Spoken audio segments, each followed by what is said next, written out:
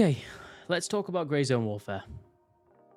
First of all, I do want to preface by saying this is just my opinion. I'm not saying it's right. Everybody is entitled to their opinion. This is just how I feel about the game at this current moment in time.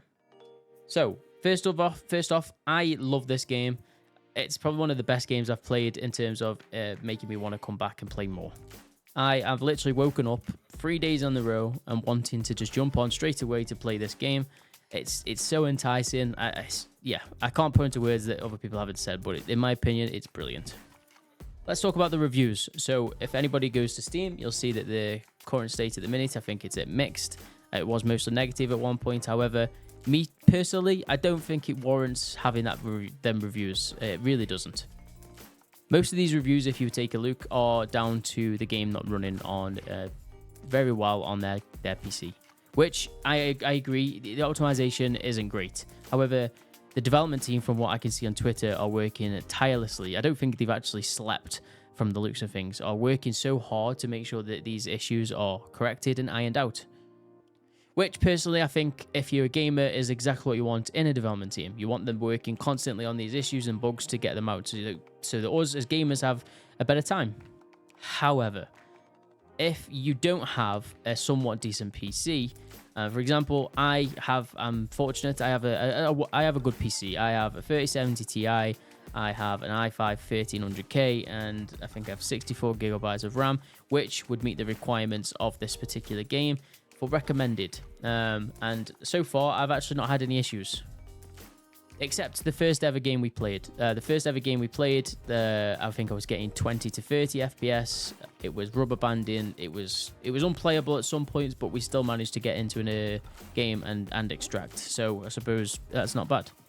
However, I have a friend who can't even play a full game without it crashing, which is very unfortunate and very, very frustrating. You pay this money, you want the game to work. I totally understand. However, I do think some people are watching their favorite streamers play this game, and the hype, etc., are going straight to Steam, buying the game, not checking the system requirements, and then loading it up and being surprised that the game doesn't run well. I was one of these people before. I'm not gonna lie. I used to, before I knew anything about computers, I would just load up a game and think, why is it not running? Why is this game not working for me? But I'm just an idiot because I never checked the system requirements.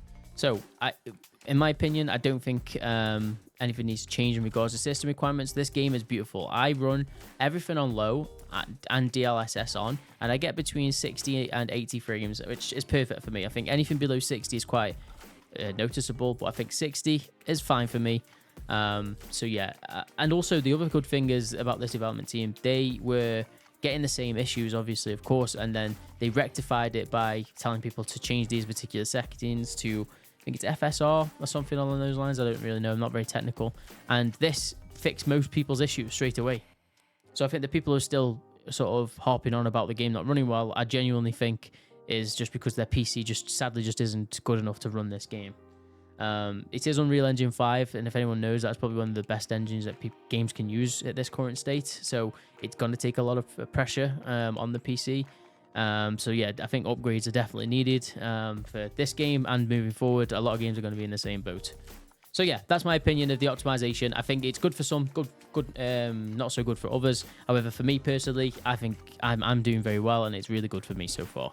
But rest assured, the Grey Zone team are working to try and get this done for everybody so that everyone's having a good time. Secondly, I want to talk about the tasks really quickly on this game. So if anybody's ever played EFT before, or Escape from Tarkov, you know that for your task, you would normally use a third-party website. If it is that you didn't really want to spend the time roaming around trying to find it, you'd go to a third-party website like a wiki page, look at what the task, look at what key you need, look at what building it is, and it'll give you exactly everything you need.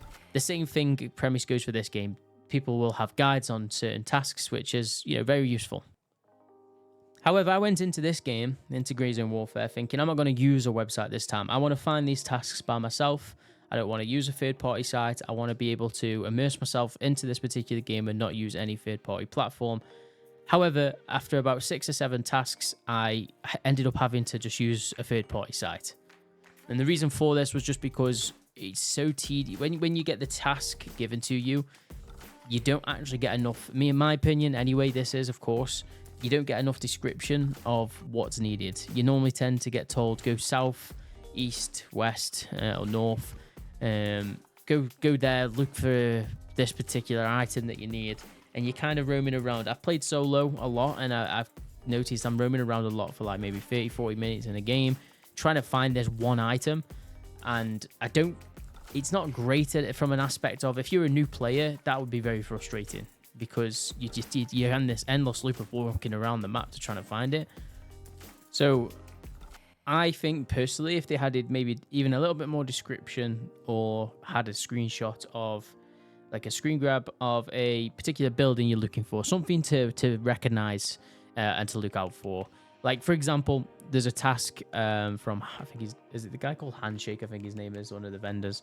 It gives you a task where you have to go and kill a boss in the market. I think it's called Marketplace in Lamang, by the Lamang.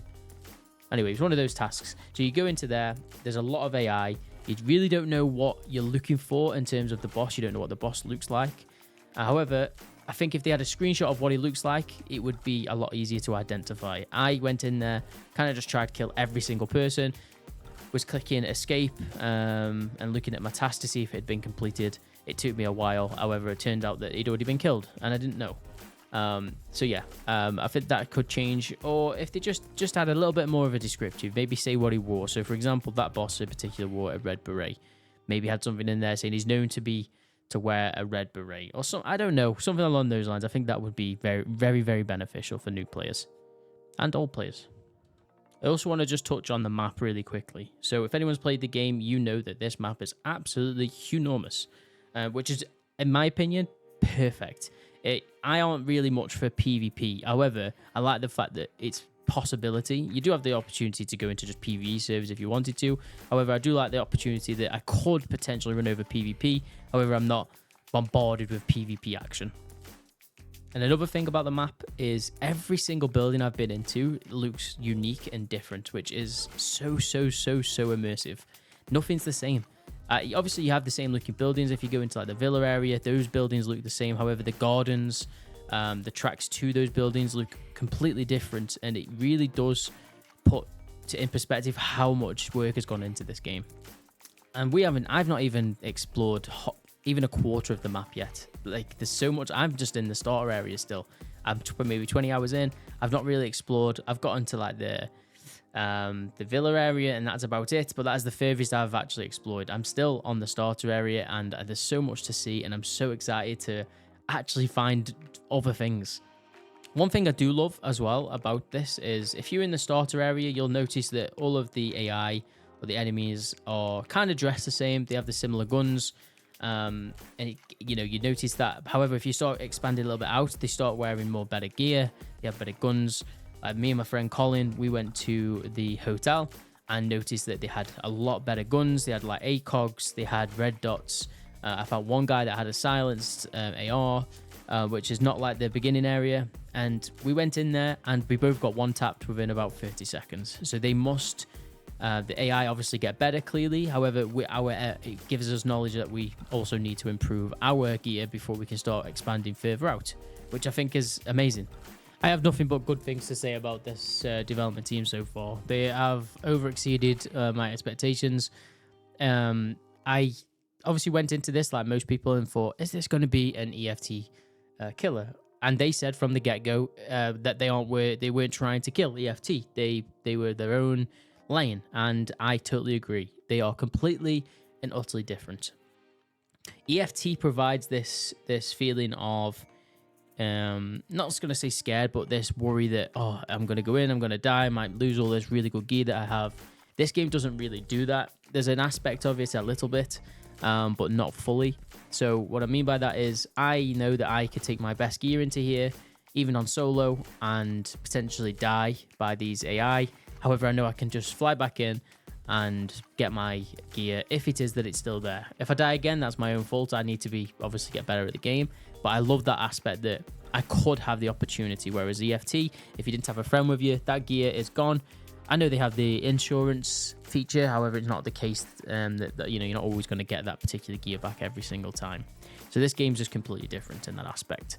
yeah, it has some features that are similar, but definitely not the same. EFT has its own lane, and I don't think any games will ever compare to EFT. In my opinion, I just think EFT has created this this game sort of genre and ran with it to that point where it's its own lane. A little bit like Call of Duty. If you think of a shooting game and you think of FPS, etc., the first thought is for me Call of Duty. It's because they've tailored that FPS to them, and I think EFT have done the same thing for this particular genre, extraction shooters.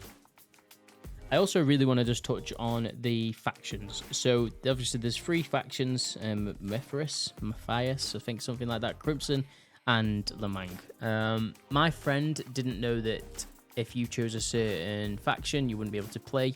So he brought the game on day 1, the same as me. We jumped into a Discord call. He already created his character and chose his faction before coming into the call with me. He chose a different one, and sadly, he then wasn't able to play with me, which was really, really sad. We spoke about this game for months, saying how we were excited to play together, and we weren't able to. And it was quite sad. It was a sad moment. I'm going to be honest, it's quite annoying. However, again, the developers have heard that this is an issue for people and already working on a way to be able to reset your account, which is perfect. That's exactly what they're just listening to what the gamers who are gaming on and playing this game every day want. So yeah, I'm not going to hop on anymore about the game. If you've played the game, you've got your feelings, and everybody's got their own opinion. However, I want to make this video just because I feel as though all the hate that the developers have been getting is very unjustified. I've had nothing but good things about this game so far, and if I was a developer and I've worked all this time and I'm looking at all this hate comments, I would be so disheartened. And yeah, if developers don't ever watch this, that's absolutely fine. If you see this and you've got an opinion of the game and you were thinking whether or not to get it, 100% make sure you read the description of what is required on your PC first before you go and invest. However, I 1,000,000% would recommend this game. I honestly believe this is going to be one of the best in this particular genre of game in the future. I think in the next 5 or 6 years, when we get to the bottom and it comes into full release, I truly believe it's going to be one of the best. So yeah, that's the video. I hope you enjoyed it. Please leave a like and comment if you did like this kind of video. I'm going to tailor some more videos to Grey Zone, so if you want to look forward to that, maybe some tutorials on missions and quests, just let me know. I would love to hear your guys' feedback as well. So yeah, thank you very much, and have a good day.